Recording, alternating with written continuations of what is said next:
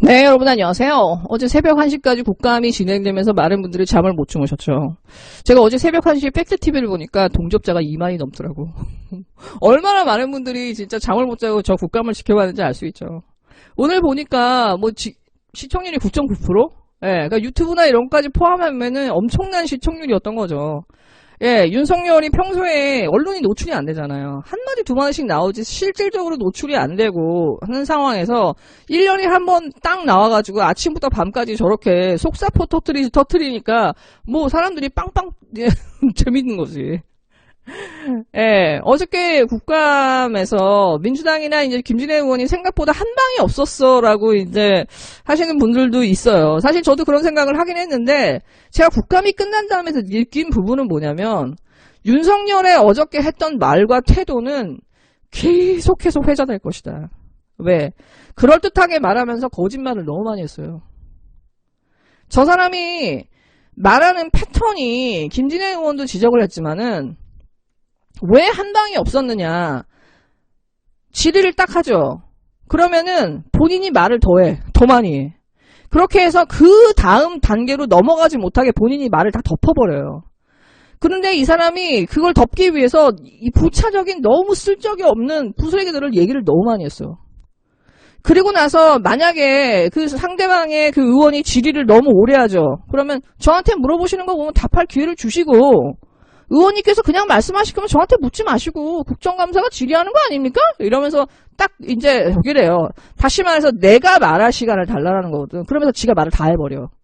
그러면서 싸움이 나고 깊이 그러니까 논의가 안 되다 보니까 결국은 이제 이 의원들의 질의가 너무 약한 거 아니야? 라는 어떤 그런 게 보여진 거예요. 윤석열의 말이 너무나 돋보였고 언론들도 윤석열의 말만 대서특필해가지고 다 보도해주죠. 근데 그 국감을 제대로 보신 분들은 설령 보수라 할지라도 야, 저 정도면은 동의가 안 되겠다. 진짜 이 나라의 보수라면 이 나라의 정말 법치를 맨날 강조하는 보수라면은 저는 윤석열의 태도는 거의 용납이 안 되는 수준이었다고 봐요. 그리고 또 하나는 뭐냐. 이 사람의 어제의 태도는 절대로 니네들은 나를 조사하지 못할 거야. 이 사람의 임기는 몇 달밖에 안 남았어요. 근데 이 사람의 말투는 평생 검찰총장을 할 것처럼 평생 검사할 것처럼 절대로 니네들은 나를 털을 수 없을걸? 이라는 태도였어. 내 가족이고 내가 한 일에 대해서 너네들은 절대로 진실을 알지 못할 거야. 그러니까 내 말만 믿어였어요. 저 오만함은 어디서 나올까? 저 근거 없는 자신감은 어디서 나올까? 저 사람은 몇 달이 지나고 나면은 즉시 변호사가 되거나 그냥 민간이 될 수밖에 없거든요. 어디에 답이 있느냐. 저 사람이 말을 했죠. 자기가 퇴임한 다음에 자기는 국가에 봉사할 생각을 하고 있다. 즉 정치를 하겠다는 거예요.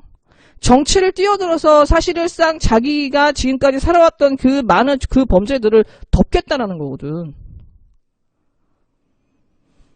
이것만은 제가 볼 때는 막아야 되지 않을까 생각이 듭니다. 그리고 이 사람이 어저께 많이 흥분을 했지만은 두 가지 정도에서 이 사람이 크게 그 흥분한 부분이 있어요. 하나는 한동훈이고 하나는 와이프인데 한동훈 얘기할 때 왜 한동훈을 비호하냐. 그러니까 이 사람이 난리를 쳐요. 내가 무슨 힘이 있냐고. 내가 인사권도 없고 나 세상에서 나 식물총장이라고 하는데 내가 무슨 힘이 있어고 한동훈을 보호하냐. 라고 하면서 별소리를 다 해요. 막 진짜 소리 지르고 막. 근데 그때 이제 윤호중 위원장이 딱 선을 긋죠.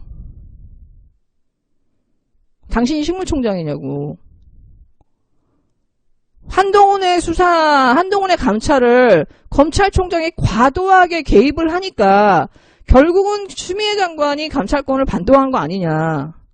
그러니까 이 사람의 말은 선우를 바꿔요. 본인이 과도하게 한동훈의 이 수사나 감찰에 개입해서 방해하는 것들은 싹 빼고 그 전후에 감찰을 받아서 본인이 사실상 원하는 수사를 못하고 감찰을 못하고 한다.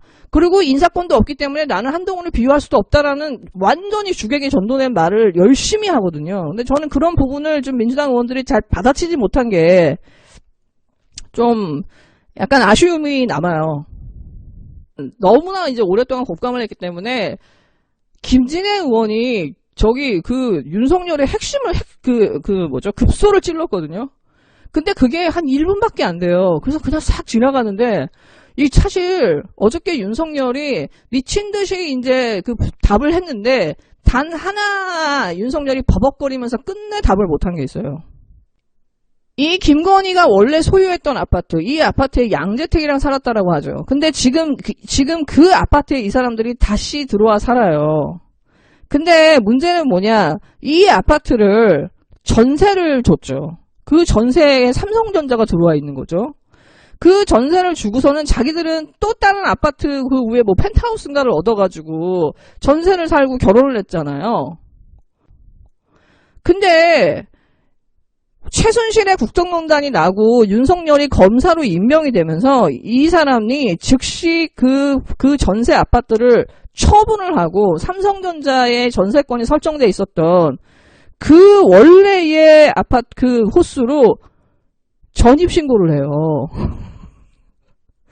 그게 김건희가 2017년 1월에 하거든요. 그 특검이 시작되자마자. 근데 윤석열이 전입은요, 작년에 검찰총장의 청문회가 있기 직전에 막 서류들 내잖아.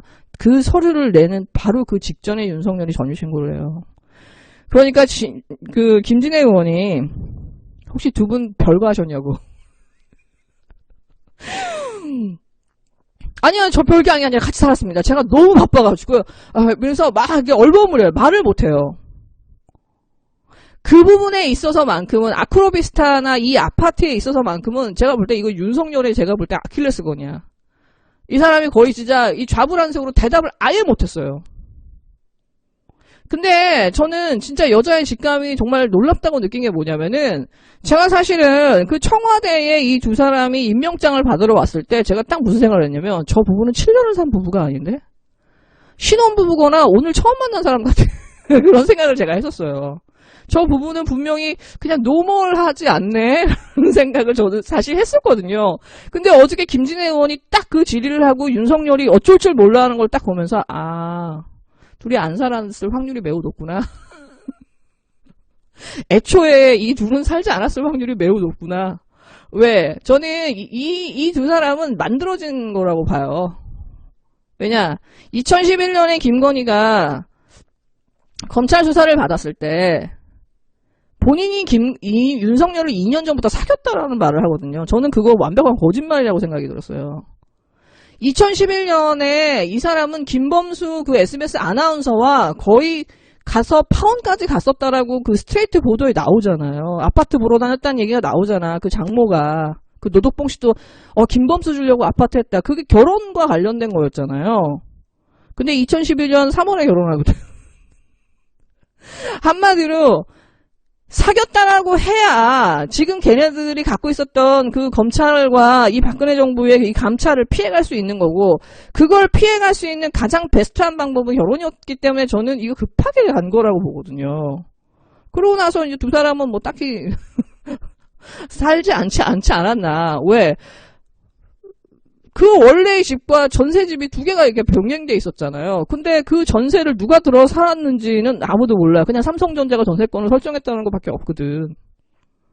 근데 여러분, 예전에 그런 거 있었어요. 김건희 씨가 그 아파트 관리비나 이런 걸 안 내가지고 3번인가 가압류가 됐었어요.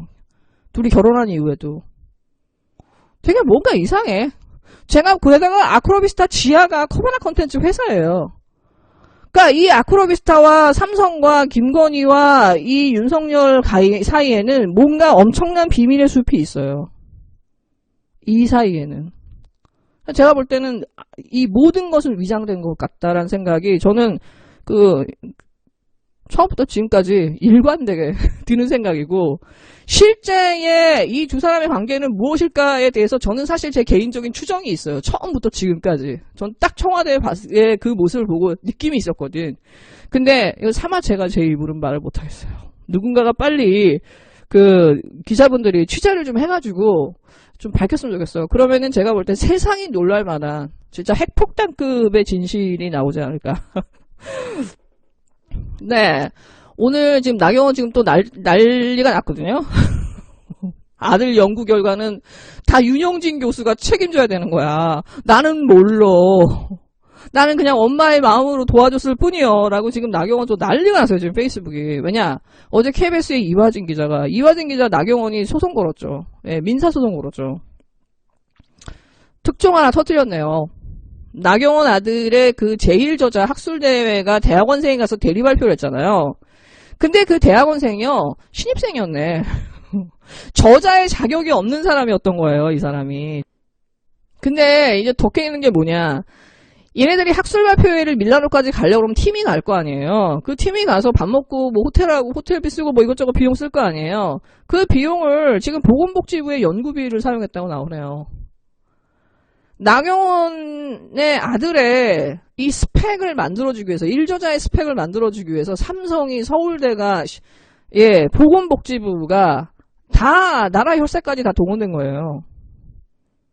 걔 그 예일대 하나 보내겠다고. 그리고 이 모든 진실은 나경원의 아들이 졸업하니까 드러나고 있잖아요. 나경원의 모든 목적은 아들을 졸업시키는 거였겠죠. 그러니까 예일대도 철저하게 막은 것이고, 예, 저는 이 나경원은 빨리 지금 검찰이 나서서 조사를 하고 이 여자는 그 죄값에 맞는 벌을 받아야 된다. 저 마지막으로 얘기하고 싶은 게 뭐냐. 윤석열이 자기가 임기를 마친 다음에 자기는 국가의 부름에 봉사할 거다라는 생각을 갖고 있다고 얘기했잖아요. 다시 말해서 대통령을 하거나 국회의원을 하겠다는 거잖아요. 첫 번째, 이 사람이 대권 나오는 거는 저는 찬성합니다. 어제 김종민 의원이 그 얘기했죠. 국임당이랑 윤석열 총장이랑 너무 잘 맞는 것 같아. 근데 윤석열 총장님은 기억하셔야 된다고. 저 사람들은 국정농단에 대해서 하나도 반성하지 않은 사람이라고. 둘 다 뻘쭘해지죠. 그냥 윤석열 가져도 돼. 예, 윤석열이 대권에 나오면 윤석열이 지금까지 다 덮은 그 수많은 그 사건들, 뭐 옵티머스, 뭐 BBK, 뭐 외환은행, 예, 헐값 매각까지 다 드러날 거예요. 뭐 윤우진이고 뭐고. 그 가족이고 다 드러날 거예요. 그때는. 세상에 지금 덮여 있는 것들이. 그러니까 저는 윤석열 대권 나오는 건 찬성합니다. 근데 윤석열이 이게 두려워서 어설프게 영남이나 이런데 국임당에서 그 공천을 받아가지고, 예, 그냥 뭐 일방적으로 국회의원이 돼서 김도움이나 그 곽상도처럼 들어와서 자기가 지금까지 20년 동안 검사 생활을 하면서 얻었던 그 모든 정보를 가지고 또 이 난리를 친다. 저는 이거는 막아야 된다고 생각합니다. 네, 여러분 즐거운 하루 되세요.